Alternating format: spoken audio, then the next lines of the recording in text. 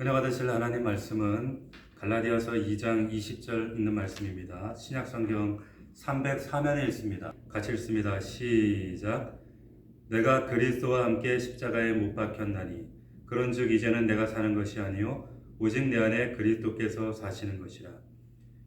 이제 내가 육체 가운데 사는 것은 나를 사랑하사 나를 위하여 자기 자신을 버리신 하나님의 아들을 믿는 믿음 안에서 사는 것이라.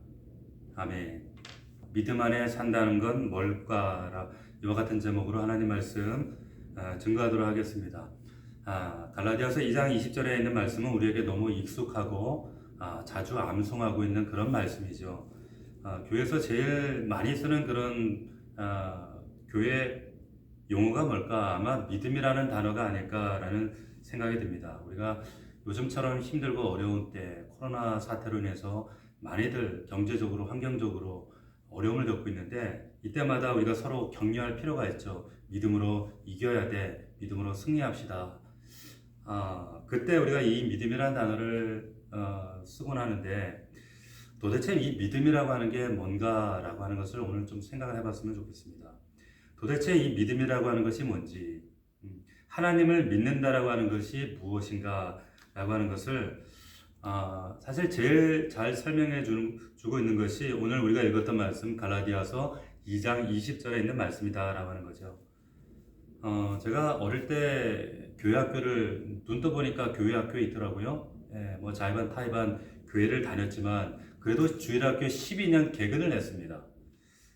교회 학교 다니면서 제일 많이 들었던 선생님들한테 제일 많이 배웠던 들었던 그 성경 66권 중에서 가장 대표적인 성경 구절이 뭐냐? 여러분 다 아시는 것처럼 요한복음 3장 16절입니다.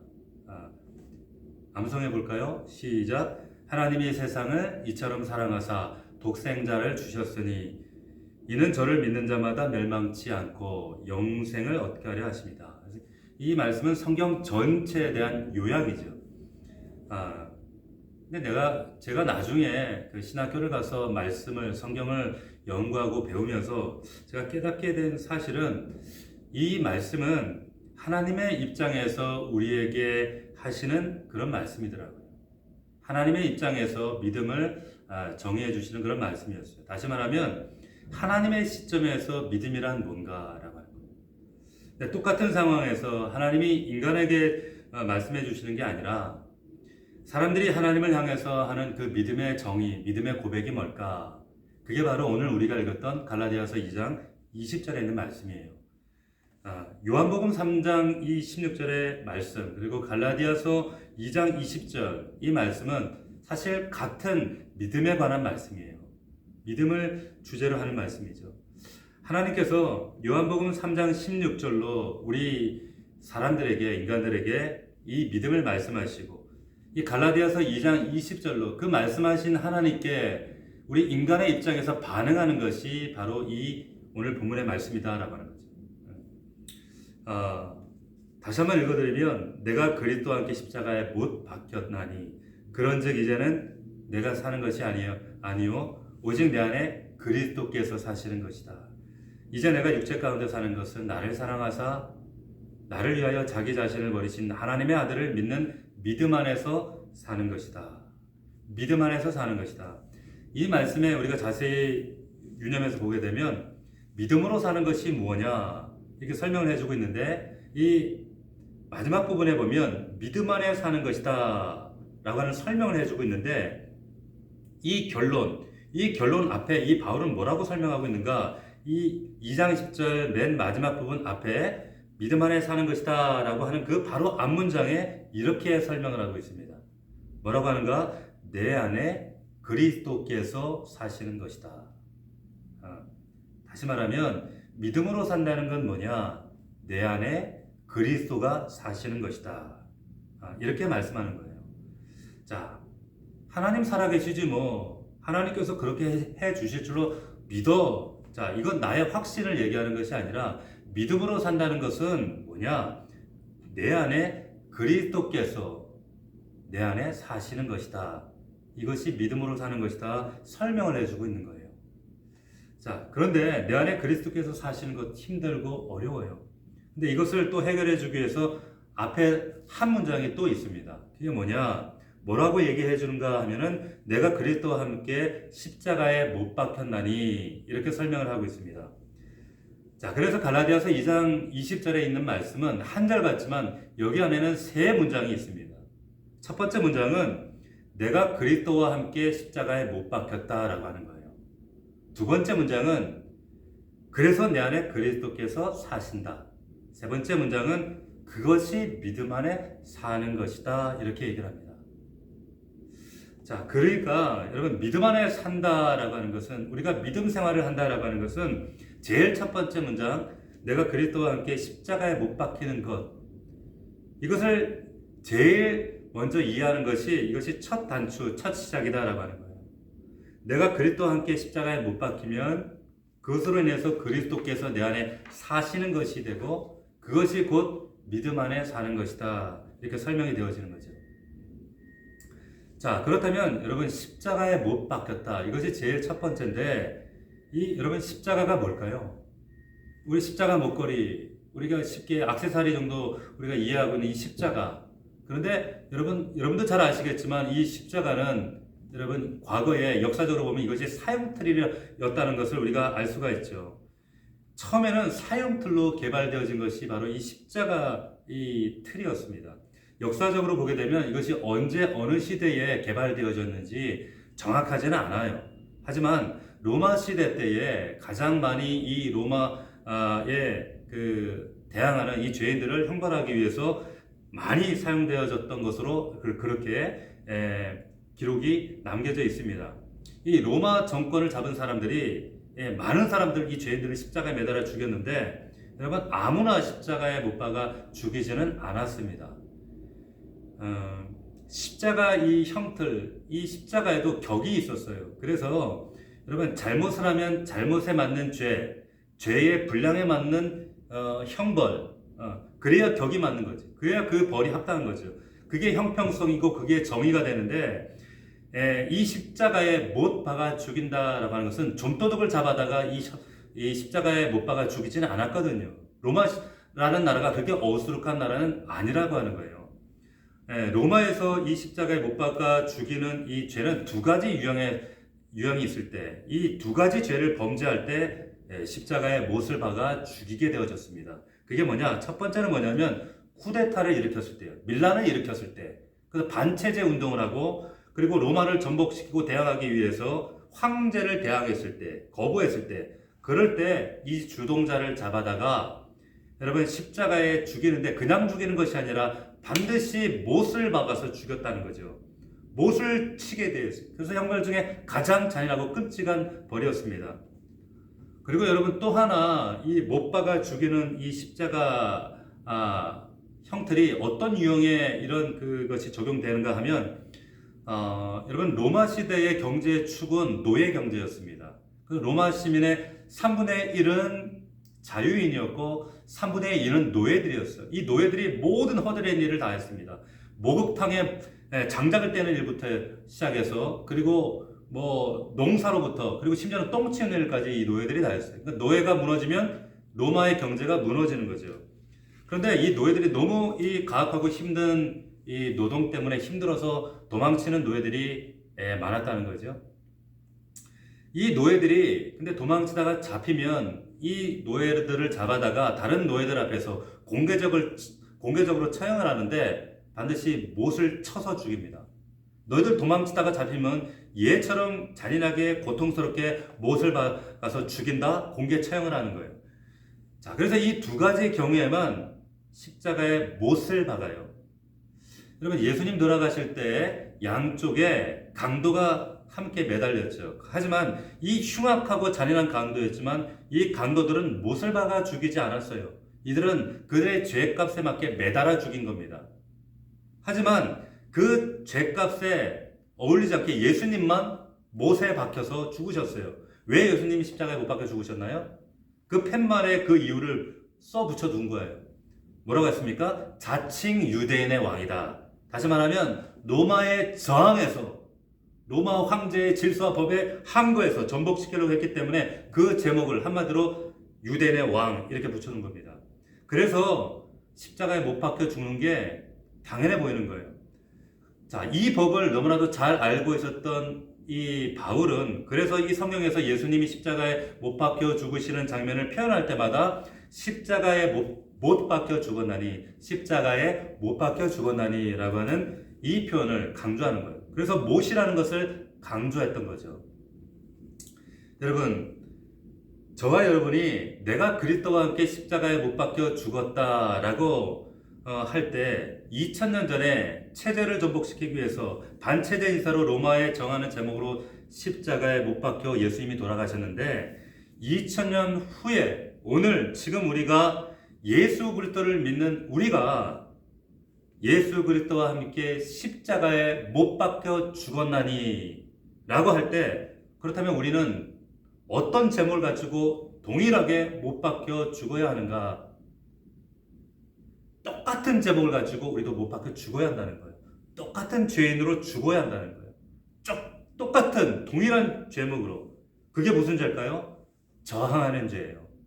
예수님께서 로마 시대에 로마를 저항하고 로마법이 아닌 하나님의 법으로 하나님의 법을 지키기 위해서 결국 그 제목을 뒤집어 쓰고 돌아가셨던 것처럼 우리도 세속을 대항하고 저항하고 싸워서 이 제목으로 죽어야 한다는 거예요.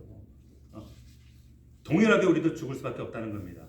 그래서 내가 그리스도와 함께 십자가에 못 박혀 죽었다. 이것은 이 세상 사람들이 붙들고 살아가고 주장하는 그 가치 기준으로 나는 살지 않냐고 거기에 뛰쳐나와서 그 가치 기준에 나와서 하나님의 말씀 진리와 생명의 법으로 살겠다고 고집하며 살아가면서 때로는 그것 때문에 우리가 불이익을 당하고 손해를 당하고 고통을 당할지라도 우리는 못 박아 죽는 거예요.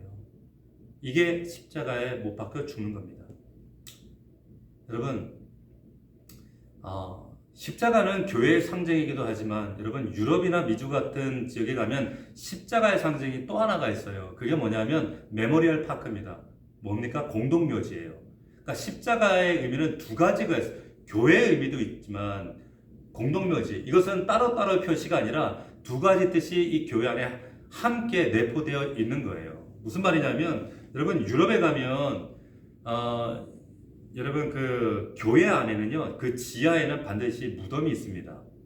그 미국 같은 경우도 마찬가지죠. 그리고 꼭 이렇게 뜰이 있는 교회 뜰이 있는 곳에는 그 교회 앞마당이 곧 무덤이었어요.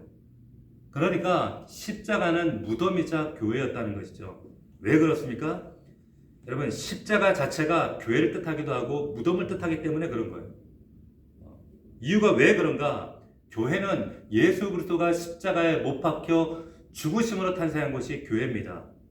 그래서 교회에 들어와 앉아있는 저와 여러분들은 여러분 동일하게 십자가에 못 박혀 죽은 사람들의 모임인 거예요. 그들이 지금 이 자리에 있는 거예요. 여러분들이 바로 그 사람들인 거예요.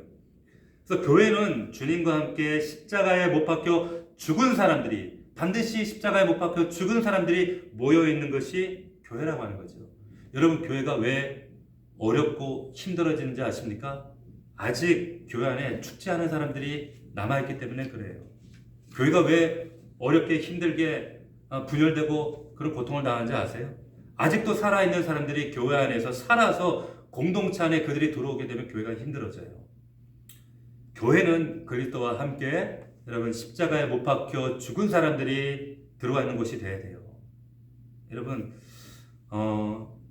이와 관련해서 제가 한 가지 떠오르는 이야기가 있어요. 제가 아주 좋아하는 지금 예전에 일본에 선교사로 계시다가 지금 양평에서 목회하시는 오 목사님이라는 분이 계세요. 이분이 일본에서 목회를 하실 때 한 번은 일본인들이 예배하는 교회에서 남성교회 헌신 예배로 말씀을 전해 주십시오라고 하는 그런 요청을 받고 가시게 됐답니다. 그래서 그 요코하마라고 하는 공업도시에 있는 작은 일본인 교회인데 한국에서 오신 귀한 목사님이 돼서 얼마나 거창하게 설교를 소개를 해주시는지 정말 뭐 본인이 얼굴을 듣지 못할 정도로 우리 거창하게 설교를 해주셨는데 특별한 예배이기 때문에 특별 순서가 있습니다. 그래서 남성 중창단이 특송을 하시겠다고 하는데 교회가 너무 작다 보니까 교회 안에 앉아있을 자리도 없고 그래서 뒷문에서 열고 이렇게 들어오시는 남자 세 분이 이렇게 걸어 들어오시는데 이분들이 들어오시는데 교회 안에 분위기가 갑자기 싸해지더라는 거예요. 갑자기 싸해졌답니다. 왜 그런가 봤더니 그때가 여름이라서 이렇게 카라가 있는 티도 아니고 이 반팔 티를 입고 들어오는데 온 팔에 문신을 한 그것도 컬러풀로 붕어가 있고 막 용이 있고 이런 문신이 있잖아요. 이런 문신하고 남자 셋이 들어오는데 뭐 설명하지 않아도 누가 봐도 야쿠자다 이런 사람들이 들어오더라는 거예요. 갑자기 분위기가 얼마나 어색하고 싸늘해졌겠어요. 근데 이분들이 더 놀라운 것은 나와서 찬송을 하는데 너무 잘하더라는 거예요. 정말 천상의 소리가 울려 퍼지는 것처럼 아름답게 얼마나 아름다운 하모니로 울려 퍼지는데 눈을 감으면 정말 이건 하늘의 소리다. 천사의 목소리다. 근데 눈을 뜨면 야쿠자인 거예요.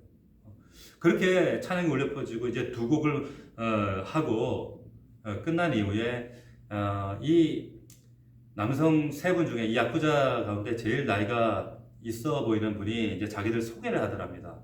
소개를 하는데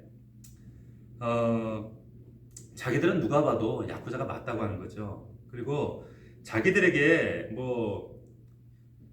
보셔서 아시겠지만 공통점이 있다. 공통점이. 근데 그 세 가지 공통점인데 첫 번째는 여러분들이 아시는 것처럼 우리는 야쿠자다. 그런데 이시마시다. 이제 과거형을 쓰면서 자신들이 과거에 그랬다는 거예요. 두 번째가 있는데 그 두 번째는 자신들이 다 결혼을 했는데 아내들이 다 한국 사람들이다. 그러니까 다들 그럼 그렇지. 아내들이 다 한국 여자였구나. 그러니까 느낌이 확 오잖아요. 아내들이 이 야쿠자들을 바꿔놨구나. 예수 믿게 했구나. 이제 다들 이렇게 예상을 할 수가 있는 거죠.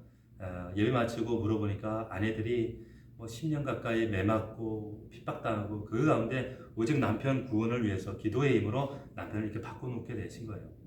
세 번째 공통점이 있는데 놀랄 지점은 여긴 거예요. 여러분 세 번째 공통점을 얘기하는데 이 세 명이 약속이라도 한 것처럼 왼손을 딱 들어 보이더라는 겁니다. 근데 왼손을 딱 들어 보이는데 새끼손가락이 없어요. 무슨 뜻이겠어요? 감이 오시죠? 네. 그러니까 손가락을 자르고 이제 야쿠자 세계를 떠난 거예요. 그러니까 자기들이 예수를 믿고 나니까 예수님이 너무 좋고 예수를 발견하고 나니까 정말 자신들이 몸담고 있는 이 야쿠자의 세계가 이 어둠의 세계가 너무 정말 싫고 정말 하나님 앞에서 이렇게 살아 안 되겠다 결단을 하고 오야봉을 찾아갔다는 거예요. 보스를 찾아가서 우리가 예수님을 만났습니다. 정말 예수를 발견하고 나니까 더 이상 이 야쿠자 어둠의 세계 살아갈 수가 없습니다. 저희들 떠나겠습니다. 했더니 오야봉이 농담으로 알더라는 거예요. 근데 두 번, 세 번 찾아갔더니 이제 화를 내더랍니다. 그리고는 조직원들을 다 모이라고 하더라는 거예요. 너희들 정말 나가겠느냐? 정말 예수가 좋냐? 좋습니다. 정말 예수님이 너무 좋아서 정말 주님 은혜 안에서 이제 더 이상 이 야쿠자 생활을 할 수가 없습니다. 그랬더니 조직원들 앞에서 그러면 야 얘네들 나간댄다. 세레모니 해주라. 그랬더니 큰 책상을 딱 갖다 놓더라는 거예요. 그리고 야쿠자들이 쓰는 그 단도 정말 사무라이들이 쓰는 그 단도를 딱 갖다 놓고 세레모니 하라는 거죠. 그 세레모니가 뭐예요? 손가락을 자르고 나가는 거예요. 그래서 결국 손가락을 세 사람이 자르고 나왔습니다. 그리고 지금 이렇게 변화된 삶으로 하나님을 찬송하며 전국으로 찬송을 하며 고백을 하고 있습니다. 근데 저는 이 간증보다 이 이야기를 하시면서 이 목사님의 고백이 너무 인상적이었어요. 제 마음에 깊이 남았습니다. 이 목사님이 설교를 하러 가셨다가 이 이야기를 듣고 너무 부끄럽고 창피해서 얼굴을 들 수가 없었다는 거예요. 여러분 왜 그럴까요? 왜 그런지 아세요?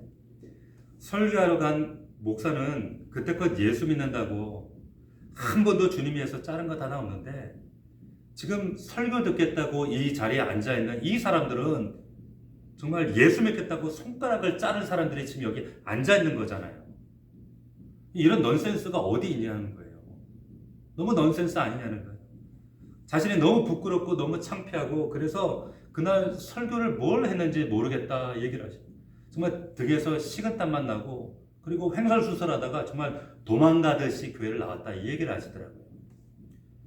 얼마나 부끄러운지 예수 믿으면서 자기는 못된 습관 하나 자르지 못했는데 어떻게 이 사람들은 예수님이 좋다고 예수님 사랑한다고 그 손가락을 자르고 이 자리에 앉아 있는지 그리고 설교를 이 목사 앞에서 설교를 듣겠다고 앉아 있는지 너무 자신이 부끄러웠다는 거예요.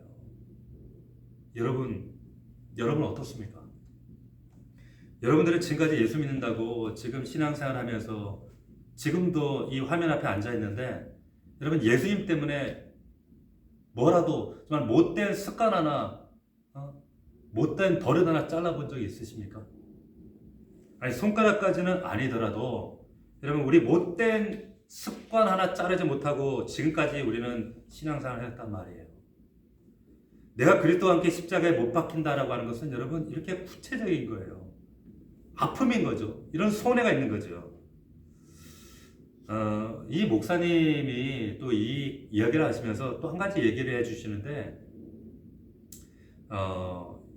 일본에서 목회할 때 이제 그 자신의 교회에 한국 여성 그리고 일본 남성 이렇게 부부가 있어요. 근데 이 부부가 믿음이 참 좋은 부부였답니다. 아이를 낳는데 아이를 유아 세례를 주게 됐어요. 그래서 장로님 한 분이 이제 교육을 하시고 이제 분답을 하시게 되는데 이제 앞으로 이 아이를 어떻게 키울 거냐 이런 우리 문답을 하잖아요. 그런데 여러분 일본이 참 우리가 생각하는 것보다 훨씬 예수 믿고 교회 다니기가 어려운 그런 나라가 일본입니다.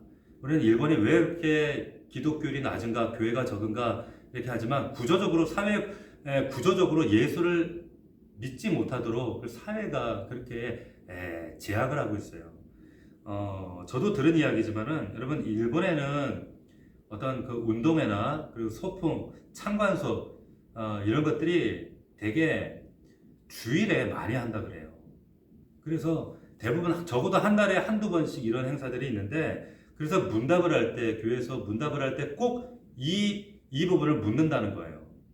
지금 이 아이가 커서 이제 하나님의 자녀가 되면 이제 주일날 교회 학교를 가야 되는데 예배를 드려야 되는데 학교에서 소풍 가고 운동회 하고 참관 수업하고 부를 때 교회 학교는 어떻게 할 거냐 이 질문한다는 거죠. 이제 세례받고 이 아이가 하나님의 자녀가 돼서 믿음의 길을 가야 되는데 엄마 아빠한테 다짐을 주는 거죠. 어떻게 할 거냐는 거예요. 어떻게 할 거냐. 근데 이 믿음이 좋은 일본 아빠가 자기도 일본에서 컸으니까 그런 분위기 안에서 컸으니까 너무 잘 알잖아요. 아무 대답을 못하고 한참 동안 머리를 숙이고 고개를 푹 숙이고 대답을 못하더라는 거예요. 한참 있다가 가만히 그 일본인 아바를 보니까 눈물이 글썽글썽 하더라는 거예요. 근데 나중에 눈물이 뚝뚝뚝뚝 무릎 위로 떨어지는데 그러면서 하는 얘기가 교회 보내겠습니다. 그러더라는 거예요. 이짐에 당할 텐데 왕따 당할 텐데 왜냐하면 이 질문하시는 장로님도 교포 장로님이셨다는 거예요. 그런 환경 분위기에서 자란 그 삶 속에서 자라가는 게 얼마나 힘들다는 걸 아시는 장로님이었기 때문에 하지만 자신도 그렇게 살았기 때문에 너무 잘 알지만 그럼에도 불구하고 질문하시는 거예요. 이 집에 당할 텐데 부모에게 원망하는 소리 듣게 될 텐데 아이들이 힘들 텐데 괜찮겠냐? 괜찮습니다. 아이들이 엄마 아빠 원망하고 나중에 욕하지 않을까? 그래도 괜찮을까? 괜찮습니다. 그러면서 눈물을 뚝뚝뚝뚝 흘리더라는 거예요. 나중에 원망의 소리 들으면 어떡할까? 그러면서 장로님이 더 다그치게 됐다는 거예요. 그랬더니 이 아빠가 잠깐 원망을 하겠죠. 하지만 나중에 반드시 고마워할 거라고 생각합니다. 나에게 하나님 믿는 믿음을 주셔서 엄마 아빠 감사합니다. 나중에는 반드시 그 고백을 할 날이 올 것입니다. 라고 하면서 눈물을 뚝뚝 흘리더라고요. 그러면서 세례를 준다는 거예요. 여러분, 내가 그리스도와 함께 십자가에 못 박혔다라고 하는 것은 여러분 구체적인 결단과 희생과 고통과 아픔이 따르는 거예요. 2000년 전만 예수님께서 못 박힌 것이 아니라 오늘날도 우리가 이 갈라디아서 2장 20절에 고백을 하면서 우리도 이 말씀대로 살겠습니다. 우리도 이 말씀대로 십자가에 못 박히겠습니다. 비록 가치관과 세속과 그 질서에 저항할지라도 부딪힐지라도 절대 고집하며 타협하지 않겠습니다. 이 각오를 가지고 신앙생활 해 나가는 거예요. 이것이 이 고백이라고 하는 거죠. 여러분, 우리가 이 고백을 한다는 것은 이 고백으로 이 십자가 안에서 우리가 죽는 거예요. 무덤이 되는 거죠. 난 죽은 사람이다. 세상적으로는 죽었고 그리스도의 말씀으로 다시금 나는 산 사람들이다 라고 하는 고백을 오늘 이 시간에 우리가 하는 겁니다. 여러분, 마지막으로 제가 한 가지 이야기를 하고 마치려고 합니다. 오늘은 좀 이야기를 많이 하려고 하는데 오래전에 제가 유튜브에서도 봤고요. 이 책으로도 보았던 이야기인데 우리가 아침 방송이 있잖아요. 미국의 ABC 방송에서 아침에 미국에 저녁에 방송되어지면서 많은 사람들에게 정말 깊은 감동을 주었던 그런 이야기인데 그 내용이 뭔가 하면 여러분 텍사스 휴스턴에 살고 있던 테일러라고 하는 여자아이가 있었는데 이 여자아이가 13살이었어요 당시에. 그런데 이 아이가 콜로라도 로키스 산맥에 스키장에 스키를 타러 갔다가 산에서 내려오다가 그런 나무에 부딪혀서 이 아이가 중상을 입게 되었어요. 그리고는 의식에서 깨어나지 못하고 뇌사 상태에 빠지게 됩니다. 정말 부모 마음이 얼마나 무너지고 힘들고 괴로웠겠어요. 근데 결국에 의사 선생님들이 이 아이는 사망했습니다. 깨어나지 못합니다. 이 살아날 가망성이 없으니까 부모가 괴로워하고 아파하다가 아주 중대한 결단을 내리게 됩니다. 그게 뭐냐면 이제 장기 기증을 하기로 결정을 하게 된 거예요. 그래서 이 13살 된 이 테일러라고 하는 이 여자 아이의 장기를 기증하는데 총 5명에게 기증을 합니다. 그래서 뭐 간, 뭐 콩팥, 각막, 각 기증들, 장기들을 기증을 하는데 장기 중에 가장 중요한 그 장기가 심장이잖아요. 하트. 이 심장을 기증하는데 이 심장을 누구에게 기증하게 되는가 하면 이 애리조나주에 있는 피닉스에 살고 있었던 42살 된 어떤 여인에게 기증하게 된 거예요. 이분의 이름이 이제 패트리샤라고 하는 분이었는데 42살 먹은 간호사 그리고 두 아이의 엄마였어요. 근데 이 심장이 망가져서 직장도 다니지 못하고 아이들도 돌보지 못하고 이 침대에 누워서 이제 죽을 날만 기다리고 있었는데 그때 연결이 돼서 연락을 받고 심장 이식을 받고 6개월 후에 이제 건강한 몸이 돼서 이 부부와 만나게 된 거예요. 그래서 이 모든 과정들을 이제 ABC라고 하는 방송국에서 취재를 하고 그리고 이제 방송국에서 텍사스에서 이식받은 이 연인이 살고 있는 애리조나 피닉스로 날아가서 이제 만남을 주선하고 이 과정들을 취재했는데 얼마나 이 장면이 감동적인지 모릅니다. 저도 예전에는 이런 모습들이 별로 감정이입이 잘 안 됐는데 이제 아버지가 되고 우리 자식들을 키우다 보니까 정말 이 모습을 보면서 정말 많이 눈물이 나더라고요. 이 죽은 아이의 부모하고 이 이식받은 이 여인이 공항에서 처음 만나는데 만나면 보통 헬로 뭐 하우두유도 뭐 이런 인사하고 그럴 거 아니에요. 그런 것들 하는 것이 아니라 보자마자 처음 보는데 그냥 끌어안고 통곡을 하는 거예요. 끌어안고 울어요. 아무 소리 안 하고. 그리고는 집으로 갑니다. 집에 가서도 끌어안고 울어요. 오열을 합니다. 그런데 거기서 아주 독특한 모습이 연출되어집니다. 아주 특별한 제안을 이 패트리샤라는 분이 울고 있는 이 부모들에게 제안을 하는데 뭐라고 했냐면 딸 아이의 소리 한번 들어보실래요? 어떻게 딸 아이 소리를 들어요? 그랬더니 이분이 일어나서 방에 가서 뭔가를 가지고 오는 거예요. 그게 뭔가를 봤더니 이게 청진기예요. 이분이 간호사였다라고 했잖아요. 청진기를 가져와서는 이 청진기를 귀에다 엄마에게 꽂아주고 이 청진기를 가져와 자기 심장 가슴에다 대주는 거예요. 들리겠죠? 두근, 두근, 두근, 두근. 누구 소리예요? 딸아이 심장 소리예요. 근데 이 소리를 듣고 엄마가 오열을 하는 거예요. 청진기를 빼고 아빠 귀에다 꽂아줬어요. 그리고 아빠 다시 심장에다 대고 아빠가 들어요. 두근두근. 이 아빠도 오열을 해요. 그리고 셋이서 오열을 하고 통곡을 합니다. 여러분 이 장면을 여러분 미국의 그 맥스 루케이도라고 하는 유명한 목사님이 있어요. 한국에도 이분 책이 참 많이 이렇게 소개되고 있거든요. 이분이 그 한 6년 전에 은혜라고 하는 이런 책을 출간하셨는데 그 책에 이 장면을 소개하고 있어요. 근데 맥스 루케이도라고 하는 이 목사님이 이 장면을 보면서 본인이 느낀 것을 이렇게 쓰신 거예요. 예배는 뭘까?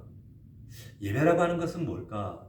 그러면서 우리가 하나님 앞에 나와서 드리는 이 예배는 하나님께서 당신의 귀에 청진기를 꽂고 그 청진기의 끝을 우리 가슴에 대는 시간이다. 그렇게 해석을 하시는 거예요.